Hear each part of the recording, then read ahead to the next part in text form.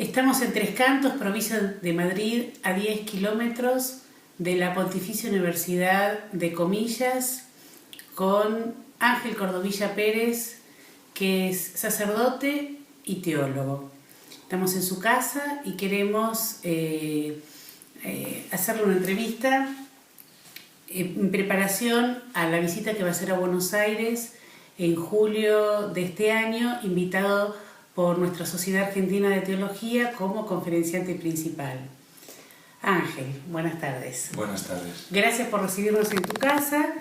Queremos hacerte algunas preguntas que ayuden a los argentinos que van a conocerte en julio a que se preparen para el encuentro. Y lo primero que queremos saber es que nos cuentes acerca del lugar donde naciste, dónde estudiaste teología y cómo podrías describir tu itinerario biográfico teológico. Bueno, en primer lugar, un doble agradecimiento por mi parte.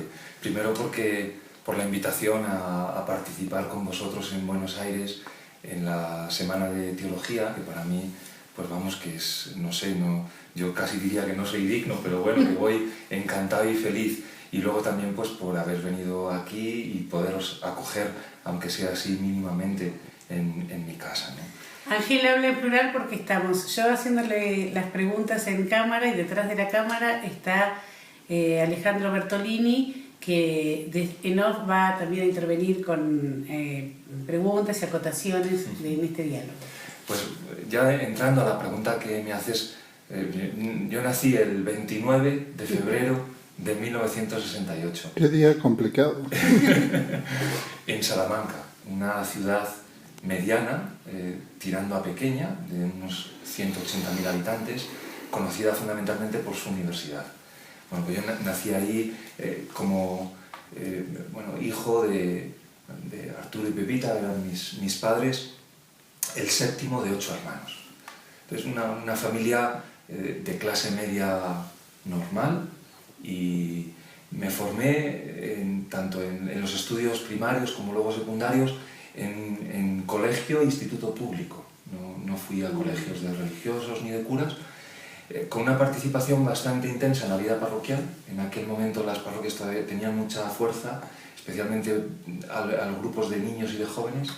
Y bueno, pues en ese ambiente de una familia tradicional cristiana, de la vida parroquial, pues se despierta mi vocación al sacerdocio, y terminados los estudios de secundaria, entonces se llamaba el BU y el COU, que se hacía para entrar a la universidad, en ese momento dentro del seminario de Salamanca, de la diócesis de Salamanca.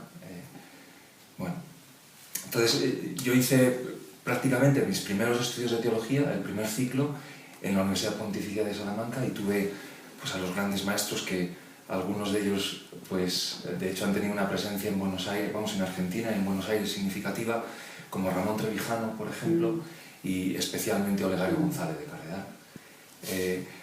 No obstante, este primer momento de estudio de teología en Salamanca, en el ciclo institucional, yo ahí lo dividía en dos partes, ¿no? Una, los primeros estudios de filosofía, incorporando a su vez la teología, pero según avanzaba en los estudios y a la vez en la formación para el sacerdocio, me di cuenta que me faltaba algo. Me faltaba completar esa formación intelectual con una formación más integral y bueno, diríamos de otra manera, ¿no? Yo en aquella época, y todavía lo sigo recordando así, lo denominé Nazaret. Es decir, la lógica era relativamente sencilla. Es decir, si un sacerdote es al final quien sigue a Jesús en su ministerio en Galilea, en el anuncio del Evangelio, etc., pues, digamos, antes de eso hay que pasar por Nazaret. Entonces, ¿Y qué es lo que hiciste? ¿En qué consiste esta experiencia que denominás hoy experiencia de Nazaret? Sí, pues fue precisamente buscar la vida oculta.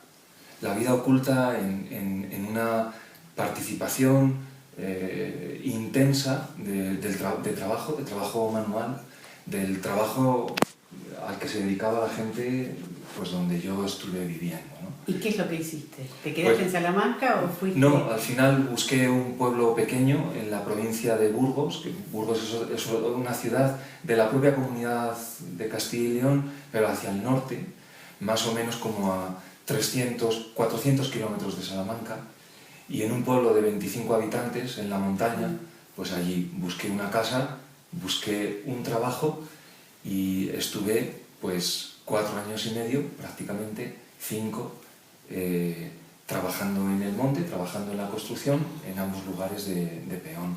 Entonces compaginaba una vida de oración, que tenía que buscar mis momentos y mis lugares, con la vida de trabajo y con una estancia sencilla con la gente de ese pueblo.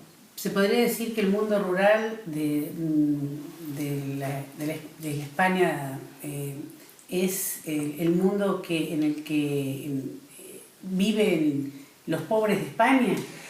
Sí, hombre, quizá hoy, no sé si, o sea, al menos una pobreza cultural y una pobreza de olvido. Probablemente pobreza económica se viva más en las zonas suburbiales de las ciudades, ¿no? Pero el mundo rural, y especialmente tan pequeño, y especialmente en Castilla y León, en esa zona, o sea, sí que había como una pobreza cultural y como de un olvido absoluto de toda esta... De hecho, son pueblos que tienen muy poca infraestructura, que no cuentan absolutamente para nada, porque ni siquiera valen para votos, ni siquiera... ¿Y ellos sabían que vos eras seminarista, que eras un intelectual? No. Además, yo entonces tenía poco de intelectual. También hay que entender que para un seminarista de Salamanca que se prepara para el sacerdocio, uno sabía que inmediatamente ser ordenado sacerdote, donde te iban a mandar era a los pueblos.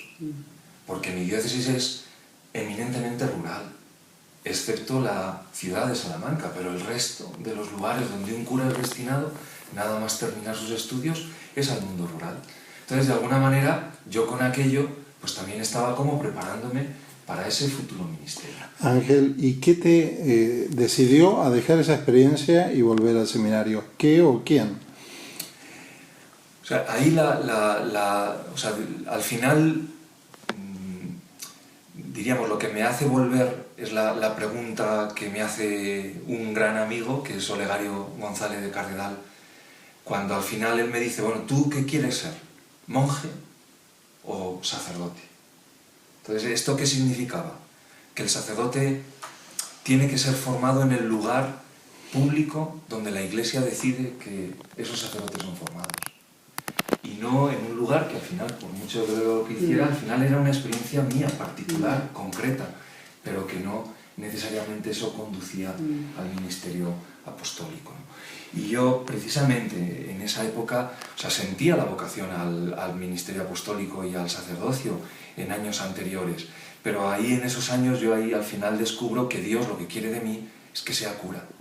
Entonces, de ahí que al final decido, con cierto dolor, romper con esa experiencia, para mí dura, pero quizá idílica, o sea, porque, bueno, pues en un pueblecito, trabajando, a la vez rezando por las mañanas muy pronto, pero bueno, al final decido volver otra vez al seminario de Salamanca y retomar de nuevo los estudios de teología, poniéndome a disposición de lo que la diócesis de Salamanca pues decidiera sobre mí.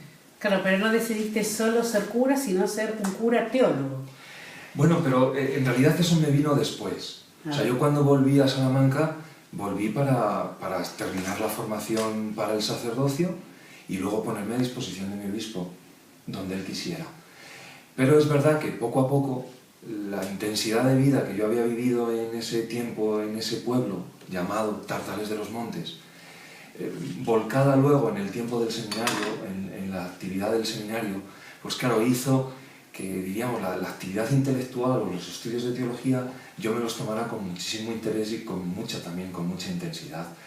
Entonces, claro, en ese sentido, al final hay alguien que me dice, ¿y a ti no te importaría dedicarte a la teología? Entonces, yo finalmente digo, bueno, pues si eso es lo que la Iglesia quiere de mí, en esta vocación concreta del ministerio sacerdotal y del ministerio apostólico, al final yo internamente digo, bueno, pues por mí que no quede. O sea, ¿Y cómo integraste, como en tu actividad de teólogo, en tu pensar teológico y en tu misión teológica, toda esta experiencia? O sea, yo primero porque Rural. es decir, quien me garantiza la unidad de todo este proceso es que es siempre la misma persona la que me llama. O sea, yo cuando voy al seminario, cuando dejo el seminario y me voy a este pueblo, cuando estoy en este pueblo y me vuelvo otra vez al seminario, cuando de ese seminario luego me voy a Roma, o me voy a Múnich, o me voy a Dublín, o me voy a Madrid, o sea, yo al final ahí siempre he sentido que ha sido Dios el que me ha ido llamando por cada uno de esos momentos, ¿no? Y luego eso, diríamos, en una afirmación que no es teórica, es verdadera. Yo si no hubiera sido eso, no hubiera podido seguir ese itinerario. Y luego intentando buscar